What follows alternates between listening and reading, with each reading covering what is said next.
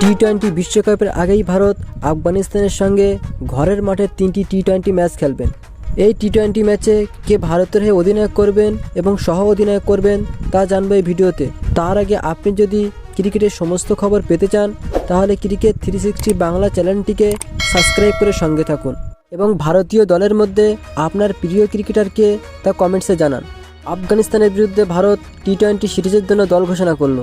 এই আফগানিস্তানের বিরুদ্ধে টি-20 সিরিজের জন্য ভারতীয় দলের অধিনায়ক করবেন রোহিত শর্মা এবং ব্যাটসম্যান হিসেবে থাকছেন শুভমান গিল, যশস্বী জয়সওয়াল, বিরাট কোহলি, তিলক ভার্মা, রিঙ্কু সিং এবং উইকেট রক্ষক হিসেবে থাকছেন জিতেশ শর্মা এবং সঞ্জু স্যামসন এবং অলরাউন্ডার হিসেবে থাকছেন শিবম দুবে, ওয়াশিংটন সুন্দর এবং অক্ষর পটেল এবং স্পিন বোলার হিসেবে থাকছেন রবি বিষ্ণুই এবং কুলদীপ যাদব এবং ফাস্ট বোলার হিসেবে থাকছেন আশদীপ সিং, মুকেশ কুমার এবং আবেশ খান।